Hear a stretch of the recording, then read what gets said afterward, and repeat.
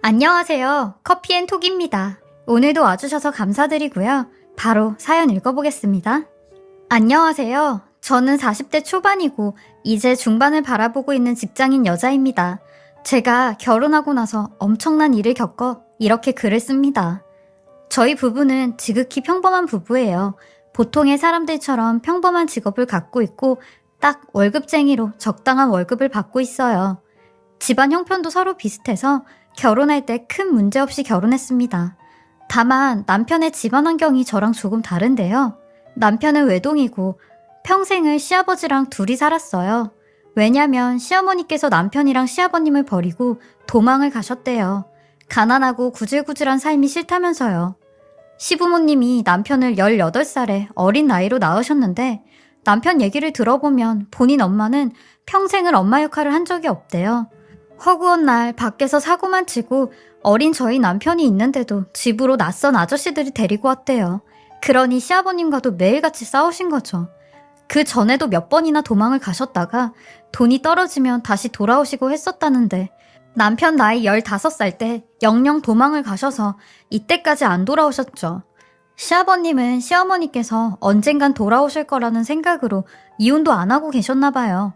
그리고 등본을 떼보면 시어머니도 재혼을 안 하셨는지 여태 시아버님 밑에 계셨죠. 그러니 저는 아예 시어머니 얼굴을 몰라요. 남편도 본인 엄마 진절머리 난다며 찾을 생각도 안 했고요. 그리고 저는 결혼해서 시아버님과 함께 살았어요. 없는 살림에도 화목하고 행복하긴 했어요. 시아버님이 워낙 정이 많으셔서 잘해주셨거든요. 근데 제가 결혼하고 나서 딱 10년 되었을 때 시아버님께서 폐암에 걸리셨어요. 시아버님께서 선천적으로 폐가 안 좋으셨고 시아버님의 아버지도 폐암으로 돌아가셨기에 그걸 아시고 젊으셨을 때부터 보험을 몇 개나 들어주셨더라고요. 하지만 결국 암에 걸리시게 된 거죠. 폐암은 통증이 없기에 이미 병원을 찾아갔을 땐 손을 쓸 수 없는 상황까지 오게 되었습니다. 시아버님은 집에서 계시다가 나중엔 병원에서 계속 계셨는데 시아버님이 병원 신세를 지시니 저희 부부도 하루하루가 피가 말라갔어요. 그러다 새벽에 병원 연락을 받게 되었는데 시아버님께서 위독하시는 연락이었습니다. 남편도 얼굴이 사색이 되어 몸을 파르르 떠는데 이런 상태로 운전을 하면 큰일 날 것 같아 택시를 불러 곧장 병원으로 향했습니다. 병원에 가면서도 손발이 얼마나 떨리던지 죽겠더라고요. 그렇게 막 가고 있는데 갑자기 남편의 핸드폰이 울려댔고 아닐 거야 하는 마음으로 전화를 받았습니다. 하지만 그 전화는 그토록 듣기 싫었던 시아버님의 사망 소식이었습니다. 폐암이었던 시아버님은 급성 폐렴으로 사망을 하시게 되었고 예기치 못한 폐렴으로 저희는 시아버님의 임종을 지키지 못했어요. 저도 마음이 너무 아픈데 남편은 오죽했을까요? 평생을 둘이서만 서로 의지하면서 살았는데 남편이 정말 많이 힘들어 하더라고요. 감히 제가 그 마음을 헤아릴 수 없었습니다. 그렇게 병원 장례식장에서 시아버님의 장례를 치렀어요. 오전에 빈소를 마련하니 조문객들이 없다가 저녁이 되니 조문객들이 오시기 시작하셨죠. 외동인 저희 남편과 제가 상주였기에 바빴어요. 그렇게 한창 조문객들을 맞이하고 있었는데 갑자기 저희 남편이 어떤 여자분을 보자마자 소리를 지르는 겁니다. 저도 너무 깜짝 놀랐어요. 당신 지금 여기가 어디라고 당신 발로 여길 찾아와? 얼굴에 철면피를 깔아도 유분수지. 우리 아버지 볼 면목이 있다고 여길 찾아와? 당장 나가. 당장 나가라고 하며 그 여자분을 끌어내는데 그 여자분도 얼굴을 곳곳이 세우며 내가 못 올 때 왔어? 상복이나 내놔 하시는데 알고 보니 도망갔었던 남편의 어머니였습니다. 저한텐 시어머니 되시는 분이었죠. 이때 남편의 나이가 45살이었는데 딱 30년 만에 시아버지 장례식장에 나타나신 겁니다. 저도 그때 처음으로 시어머니 얼굴을 본 거예요. 30년 만에 나타났어도 남편은 시어머니의 얼굴을 모를 수가 없었죠. 30년 전이면 남편의 나이 15살인데 본인 엄마 얼굴이 기억이 안 나겠어요? 순간 싸한 침묵이 흘렀고 시끌시끌했던 식당도 조용해졌어요. 저도 눈치만 보고 있었죠. 그러니 시어머니란 사람이 저한테 먼저 말을 걸더라고요. 보아하니 네가 내 며느리겠구나? 나 네 시엠이 되는 사람이다. 어째 결혼한다고 얼굴도 한번 안 비추고 이런 데서 만나야 되는 거냐? 얘 멀뚱멀뚱 서있지 말고 상복을 주던가. 이거 옷을 받던가 뭐라도 좀 해라. 네 신랑은 아주 버릇도 없이 나를 저렇게 노려보는데 내가 지금 못 올 때 왔냐? 남편이 죽었다는데 처가 안 와? 하시며 저한테 소리를 지르셨어요. 그러니 그걸 보는 남편도 가만히 안 있었고 시어머니는 더 가만히 안 있었어요. 보통이 아니시더라고요. 자식 새끼라곤 하나 있는 거. 네 애미를 이렇게 개차반해? 손님들 있는 데서 개망신 한번 줘봐? 니네 사회생활하는데 얼굴 못 들게 해줘? 그 꼴 보기 싫으면 얼른 상복 내놔! 하시는데 결국 제가 남은 상복 하나 드렸어요. 장례식장에서 큰 소리 나는 게 좋은 건 아니잖아요. 시어머니라는 사람 정말 뻔뻔하기 그지없더라고요. 남편이 그동안 어떻게 살아왔는지 제가 시어머니랑 딱 1시간 있으면서 알겠더라고요. 그렇게 시어머니는 3일장 중에 첫째 날 오시고 마지막 날 오셔서 수목장까지 따라가셨습니다.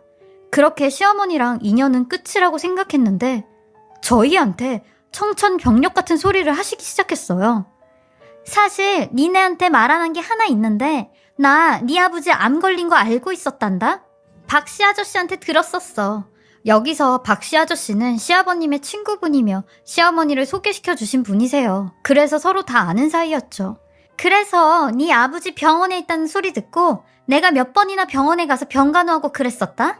일부러 너한테는 얘기하지 말라고 내가 네 아버지한테 신신당부한 거고 여기 증거사진도 있으니까 봐라 하시는데 정말로 시아버님이랑 같이 찍은 사진이 대여섯 장 정도 있었어요. 남편도 뭐지? 하는 눈치였죠. 근데 그것도 잠시 시어머니는 그 검은 속내를 드러내기 시작했어요. 그래서 그런데 네 아버지 이름 앞으로 안보험금 몇 개 들어둔 거 나도 다 알고 있다. 내가 그것 좀 알아봤는데 네 아버지랑 나랑 이혼은 안 했잖니? 그래서 나도 상속받을 수 있다고. 나도 상속인이라고 하더라. 그러니까 잔머리 쓰지 말고 안보험금 나오면 내 목 60% 내놔. 법이 그러라고 했으니까 법대로 해야지. 내가 이럴 줄 알았어. 당신 진짜 사람 맞아? 30년 동안 자식 버리고 남편 버리고 도망가 놓고 뭐? 이제 와서 아내라고 보험금을 달라고? 내 아버지 목숨값을 달라고? 당신은 하늘이 무섭지도 않아? 나는 절대 못 줘. 아니, 그 돈을 왜 당신한테 줘야 돼? 이 버러지 같은 인간아. 뭐? 버러지? 하시며 남편의 얼굴을 쳤고 아휴, 내가 이딴 놈 낳고 미역국을 먹었으니 등신이 따로 없네. 네가 돈 못 준다고 발악해도 법이 그렇다는데 법이 주라는데 어쩔 거야? 당신이 언제부터 그렇게 법 따지면서 올바르게 살았어? 자식 남편 다 버리고 갔으면서 우리한테 해준 게 뭐가 있다고 이제 와서 아버지 돈을 탐내? 당신이 그런다고 내가 겁낼 줄 알아? 나도 가만히 안 있지. 나도 소송 걸 거야. 이 무식한 놈아, 네가 암만 소송 걸어도 계란으로 바위치기라니까. 내가 변호사 데리고 네 앞에 다시 올 테니까 그렇게 알고 있어. 하시는데 듣자 하니 저도 너무 화가 나 한마디 했어요. 저기요, 법이 그렇다고 해도 사람이 양심이 있어야죠. 저도 아이 키우는 엄마예요. 저는요, 애들 버리고 가라고 해도 한 발자국도 발이 안 떨어질 것 같아요. 근데 그쪽은 버렸잖아요. 그럼 최소한 다시 돌아오지 말아야죠. 근데 그 돈이 그렇게 탐이 나서 다시 오셨어요? 무슨 낯짝으로 와서 돈을 달라고 하세요? 당신은 두 사람한테 미안함도 가책도 안 느껴지세요? 야, 그래서 내가 니들 대신 몇 번씩 병간호하러 다녔잖아. 그러는 니들은 니 아버지한테 뭘 했어? 병간호 한번 제대로 한 적 있어? 이것들이 아주 쌍으로 뭐 하는 거야? 니들은 천륜도 없어? 그리고 너는 니네 엄마한테도 말을 이따위로 하니? 며느리라는 것도 똑같네, 똑같아. 병간호를 제대로 했냐고요? 결혼해서 이날이 때까지 이 사람이 아버지 모시고 살았어. 아버지 아프셨을 때도 병수발 다 들고 힘든 거 더러운 거 다 치우면서 살았다고. 당신이 무슨 자격으로 이 사람을 판단해? 당신이야말로 그 보험금이 탐이 나서 아버지 병수발 했겠지. 어디서 어줍지도 않은 사진 몇 장 보여주면서 증거라고 하고 있어. 내가 당신 가만 안 둘 거야. 했고 시어머니도 나도 니네 가만 안 둔다면서 씩씩대고 가셨어요.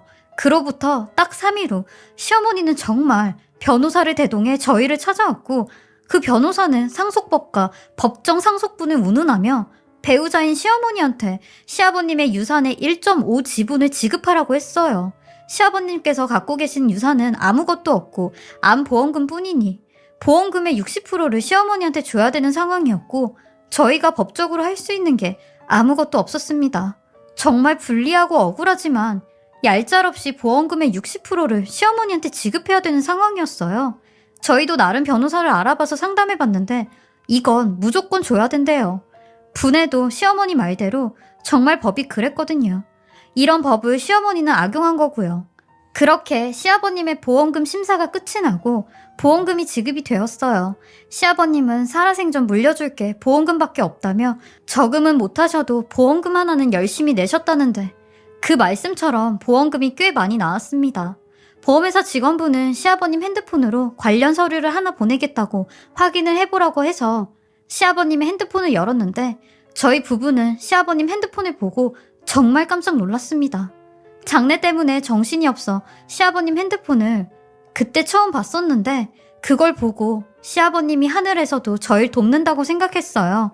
시아버님은 본인 핸드폰에 무수한 증거들을 많이 남기셨고 시어머니랑 했던 통화 녹음부터 문자까지 전부 다 저장을 해두셨더라고요. 그걸 보고 저희는 시아버님 핸드폰을 전부 다 빠짐없이 보았어요. 시어머니는 시아버님의 건강 악화와 보험 얘기를 박씨 아저씨한테 듣고는 아주 계획적으로 시아버님께 접근을 했더라고요. 녹음된 통화 내용엔 여보, 지난 세월 동안 나도 후회 정말 많이 하면서 살았어. 당신이 아프다는 소리 듣고 나도 정신이 들더라고. 당신이 나 때문에 이렇게 아픈 것 같기도 하고 내가 사죄하는 마음으로 이제라도 당신 돌봐줄게 라는 내용부터 여보, 그 당신이 들어둔 보험금 있잖아. 그거 대리인을 나로 돌려주면 내가 그동안 우리 아들한테 못 준 사랑 다 줄게. 그러니까 그거 좀 바꿔주면 안 될까? 하는 얘기까지 있었네요. 저희 시아버지가 내가 머리에 총 맞았냐고 절대 안 된다고 하니 시어머니는 반강제적으로 야, 이 영감아, 당신이 그딴 식으로 나오면 나도 당신 병간호 안 해줄 테니까 그렇게 하라. 그러니까 빨리 내 말대로 하라고 하셨더라고요. 시모는 상속에 대해 억지로 유언을 시킨 겁니다. 그리고 통화뿐만이 아니라 문자도 수십 통을 보내셨더라고요. 하루 빨리 대리인으로 바꾸라고 난리를 치셨는데 저희는 이걸 보자마자 이걸 법적 증거로 삼자고 좋아라 했습니다. 저희가 시어머니 때문에 유산에 대해 이것저것 많이 알아봤었는데 잘하면 상속인의 결격 사유로 충분한 증거가 될 수도 있겠더라고요. 이 증거들로 시어머니께서 상속을 받지 못하게 하자고 했습니다. 그리고 시아버님 메모장에 글을 하나 발견하였는데 시아버님께서 내가 언제 어느 때 갑자기 죽을지 모르니 혹여나 문제가 생기면 이걸 사용해라 라는 글이 있었어요. 시아버님은 이런 일이 일어날 걸 예측하고 계셨고 저희가 신경 쓰는 게 많으니 미리 얘기 못했던 거 미안하다고 하셨죠. 이 얘기를 미리 한다고 했어도 시아버님이 병상에 계시는데 시어머니를 찾아서 시어머니 이혼 소송을 할 수도 없는 노릇이었기에 나름 대비를 하신 것 같아요. 저희는 바로 핸드폰을 들고 상담을 했던 변호사분을 찾아갔고 증거로 사용할 수 있냐고 물어보니 이 정도면 증거로 충분할 수 있다고 너무 다행이라고 하셨어요. 그렇게 저희 시어머니를 상대로 소송을 진행하였고 시어머니는 발악을 하시며 이것들은 내 인생에서 평생 도움이 안 된다고 길길이 날뛰셨어요. 저희 남편도 시어머니한테 당신도 내 인생에서 도움 안 되는 건 매한가지라고 당신은 천벌받아야 마땅하다고 했네요. 소송하면서도 알게 된 게 몇 가지 있었는데 시어머니는 동거를 하는 사람이 있었고 그 사이에 낳은 자식도 하나 있더라고요. 그리고 시아버님 살아계셨을 때 병간호로 왔다고 했던 시어머니는 딱 3번 병원에 왔었어요. 그러고도 저희한테 니들은 한 게 뭐가 있냐고 하는데 이런 사람이 저희 남편의 엄마라는 게 남편이 너무 불쌍하고 안쓰럽더라고요. 길고 긴 법정 싸움이 될 테지만 끝까지 싸워서 시어머니 영영 얼굴도 못 디밀게 하려고요. 저의 긴 이야기 들어주시고 읽어주셔서 감사합니다. 지금까지 사례자분의 글을 읽어보았는데요. 정말 사람이 저럴 수도 있나 하는 생각이 들었습니다. 최소한의 양심도 없는 시어머니네요. 그동안 자식도 버리고 남편도 버렸으면서 돈 나올 곳이 있으니 철면피 깔고 찾아온 게 낯짝도 두껍네요. 저도 읽는 내내 화가 났고 분하더라고요. 꼭 법정 싸움에서 이기셔서 돌아가신 시아버님의 마음을 달래드렸으면 좋겠습니다. 얼마나 원통하셨음 핸드폰 메모장에 그런 글을 남기셨는지 감히 그 마음을 헤아릴 수가 없네요. 마음 굳게 먹으시고 잘 헤쳐나가셨으면 좋겠습니다. 화이팅 하시고 응원하겠습니다. 지금까지 커피앤톡이었습니다. 오늘도 제 채널을 봐주셔서 감사합니다. 저는 다음 영상으로 또 찾아뵙겠습니다.